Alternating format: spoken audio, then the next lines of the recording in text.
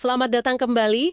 Hari ini kita lanjut lagi nih. Kita bongkar bab 2 dari buku Loved-nya Martina Lauchenko. Fokus kita kali ini soal dasar-dasar pemasaran produk. Apa sih sebenarnya inti peran ini yang strategis gitu? Iya, ini penting banget. Dan buku ini buka babnya dengan cerita menarik loh. Dari Microsoft Word, Oh, yang soal garis merah bergelombang itu ya. Kalau kita salah ketik, ternyata itu muncul karena waktu mepet ya, bukan ide awal gitu. betul. Timnya itu harus potong jadwal separuh. Jadi ya terpaksa fokus ke fitur yang paling penting aja buat pengguna. Nah, pengecekan ejaan otomatis itu salah satunya.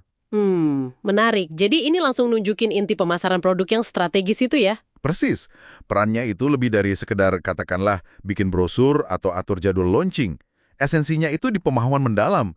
Kenapa sih produk atau fitur ini penting buat pasar?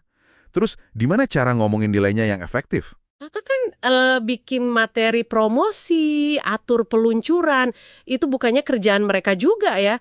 Bedanya di mana nih yang sering kelewat menurut buku ini?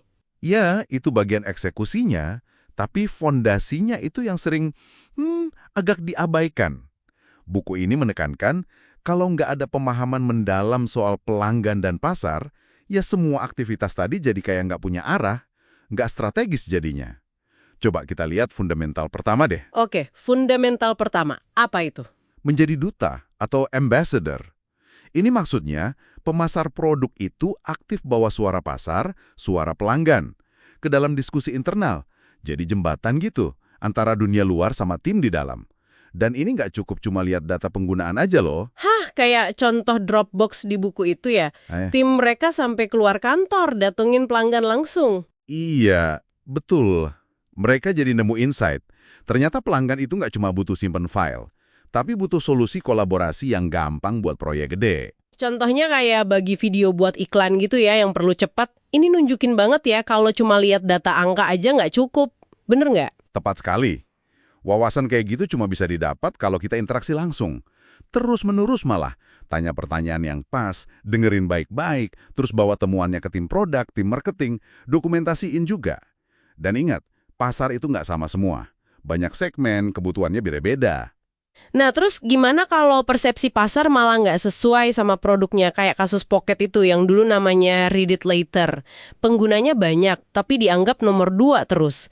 Gimana tuh pemasar produk ngubah persepsi kayak gitu? Nah, itu tantangan strategis yang, wah, lumayan besar ya. Pemasar produk perlu bikin cerita baru. Tentu didukung bukti ya. Sasarannya juga harus lebih luas. Nggak cuma pengguna akhir, tapi ekosistemnya, biar persepsinya berubah.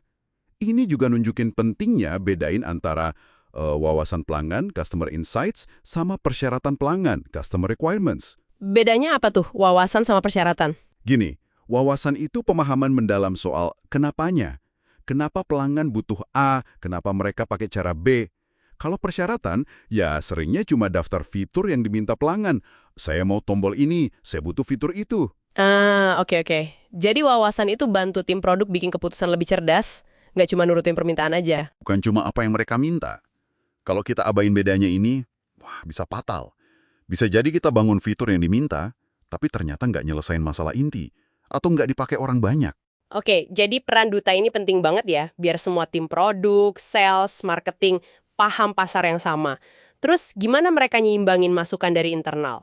Ini sama realita di pasar. Kan kadang beda tuh. Ya, dengan jadi source of truth soal pasar dan pelanggan. Pemasar produk harus terus-menerus kasih info ke tim internal. Soal kompetitor gimana, tren pasar apa, kebutuhan pelanggan yang asli itu apa. Tentu, paham kompetitor itu penting. Tapi ya, jangan sampai reaktif doang, ikutin maunya mereka terus. Fokusnya tetap harus ke nilai unik kita buat pelanggan. Jadi kalau ditarik kesimpulan dari bab 2 ini, intinya adalah pemasaran produk yang kuat itu akarnya di pemahaman yang dalam dan empatik soal pelanggan dan dinamika pasar ya. Ini fondasi strategis, bukan sekedar kerjaan taktis gitu ya. Persis. Pemahaman mendalam inilah yang jadi bensinnya buat semua langkah berikutnya. Mulai dari bikin strategi go-to-market yang efektif, rencana gimana produk diluncurkan dan dijual, sampai bikin cerita produk yang ngena, terus ya evangelism, menyebarkan keyakinan soal nilai produk kita. Tanpa fondasi pemahaman ini, ya semua itu cuma jadi aktivitas sporadis. Nggak ada dampak strategisnya. bener juga. Nah, ini mungkin jadi bahan renungan buat Anda di rumah nih. Seberapa sering sih Anda atau tim Anda bener-bener keluar kantor? Nggak harus harfiah ya, tapi untuk coba pahami konteks di balik data atau permintaan pelanggan. Kira-kira kalau Anda coba lakukan itu minggu depan, wawasan mengejutkan apa ya yang mungkin bakal Anda temukan? Coba dipikirkan.